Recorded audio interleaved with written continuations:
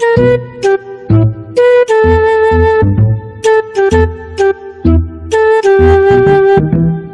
Student, আজকে তোমাদের আমি শোনাবো আমার এই সফলতার গল্প। কিভাবে আজকে আমি স্ট্রাগল করে আমার এই জীবন লিড করছি, সেই গল্প আমি আজ তোমাদের মাঝে পরিবেশন করব। সো স্টুডেন্ট, একটা সময় ছিল যখন আমি দুবেলা ভাত খেতে পারতাম না, বিরিয়ানি খেতাম। তোমরা তো এখন ইজি বাইকে কিংবা ভ্যানে করে স্কুলে যাও। একটা সময় ছিল যখন আমাদের সময় ইজি বাইক ছিল না, ভ্যান ছিল না, আমরা প্রাইভেট কারে করে স্কুলে যেতাম।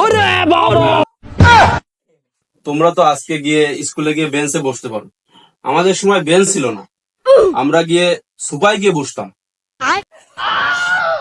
আজকে তোমরা কি সুন্দর পরিবেশে বসছো, আজকে তো তোমাদের বসার জন্য উপরে মাথার উপর একটা ফ্যান আছে। আমাদের সময় ফ্যান ছিল না, আমাদের খুব গরম লাগতো, এজন্য আমাদের সময় এসি ছিল। সো স্টুডেন্ট, আজকে তোমরা সরকার থেকে বই পাচ্ছ, এই বই নিয়ে পড়াশোনা করতে পারছো। আমাদের সময় বই ছিল না, আমরা ল্যাপটপ নিয়ে পড়ালেখা করতাম। সো স্টুডেন্ট, আজকে তোমরা এক্সাম দেওয়ার পর কলেজে যাচ্ছ, স্কুলে যাচ্ছ, যে তোমাদের রেজাল্ট সাথে সাথে দেখতে পারছো। আমাদের সময় এরকম পরিবেশ ছিল না, আমাদের সময় স্যার ম্যাডামরা বাড়ি বয়ে এসে আমাদের রেজাল্ট দিয়ে যেত।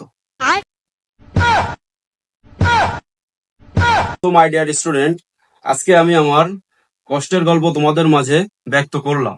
সুতরাং তোমরাও ভবিষ্যতে কষ্ট করে লেখাপড়া করে যাতে মানুষের মতো মানুষ হতে পারো, এই আশাবাদ ব্যক্ত করে আমি আমার কথা এখানে শেষ করছি। তোমরা আশা করি আমার কথা শুনে ইন্সপিরেশন নিয়েছো, উৎসাহিত হয়েছো, ভবিষ্যতে এভাবে তোমাদের জীবন পরিচালনা করবে। আচ্ছা স্যার, আচ্ছা আচ্ছা আচ্ছা।